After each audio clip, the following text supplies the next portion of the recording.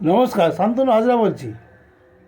এই মানুষের সরকারের যত অর্থনৈতিক অপরাধ হয়েছে, যত স্ক্যাম হয়েছে, যত চুরি বাটপাড়ি হয়েছে, তার মধ্যে সবার উপরে এখনও অবধি যার নাম থাকবে তিনি হলেন গতকালের নায়ক। কারণ মেসিকে নিয়ে সাধারণ মানুষের টাকা লুট করা হয়েছে। মেসি হলেন মহাতারকা, পৃথিবীর শ্রেষ্ঠ তারকাদের অন্যতম। এই মেসি যখন আছে এই লুটটাই হবে 1 নম্বর লুট। এর পরের লুট হচ্ছে গিয়ে শালবনির ইস্পাত কারখানা।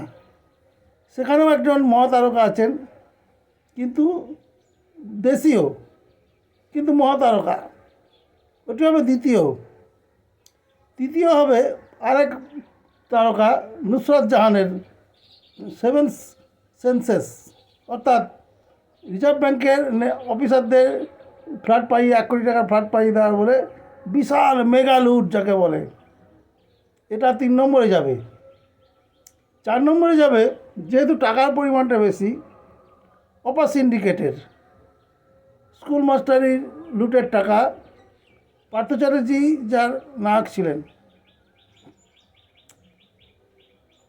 এর পরের অংশ কার যাবে গেস করুন। এর পরেরটা যাবে কয়লা ভাইপো, যাতে কয়লা চুরি হয়েছে, ব্যাপক হারে কয়লা, সে কত টাকা কেউ জানেই না। কয়লা চুরি হয়ে গেল। এবার হচ্ছে গিয়ে বালি চুরি। সেই বালি চুরি নায়ক ছিলেন বিনয় মিশ্র, তিনি বিদেশেই চলে গিয়েছেন, তাই বালি চুরি চলে গেল। এরপর হচ্ছে রাজনীতির এক মহাতারকা কেষ্টমণ্ডল বা অনুব্রত মণ্ডল, এনার গরু চুরি এক মহান চুরি। ইনি একটা মহাচোর। আমাদের কথা নয়, এগুলো সব সিডিবিআই, ইডি, সিবিআইয়ের কথা, পুলিশের কথা, বিরোধী দলদের কথা। আমরা শুধু মালা কাঁথার চেষ্টা করছি, কোনটা আগে কোনটা পরে।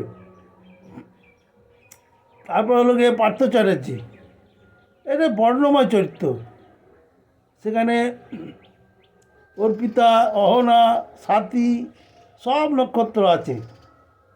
এটার টাকাটা বেশি, চোখে দেখা যাচ্ছে এই টাকাটা বেশি। তো আরও আছে, চুরি ফিরিস্তি আরও আছে। সব পাতা খোলা হয়নি, যে জন্য আমরা বলতে পারবো না। যেসব পাতা খোলা হয়েছে এবং চুরি ফিরিস্তি দেওয়া হয়েছে, সেই কাগজে বেরিয়েছে, মিডিয়া বলেছে, সেই অনুযায়ী আমি বললাম যে কোন চুরিটা সবচেয়ে বড়। আরেকটি চুরি আছে, সেটা হচ্ছে গিয়ে ডিয়ার লটারি। এই ডিয়ার লটারিতেও বহু গরিব ইয়ং ছেলেই বলবেন, তারাই বেশি কাটে লটারির টিকিট। এই লটারির টিকিটের নাম করে বহু টাকা লুট হয়েছে জনসাধারণের। তা একদিনে সব কথা বলা গেল না। এর পরবর্তী ভিডিওতে বাকি ছোট ছোট অংশগুলো বলা হবে, সেটা আরও ইন্টারেস্টিং, আরও ভালো লাগবে। ধন্যবাদ।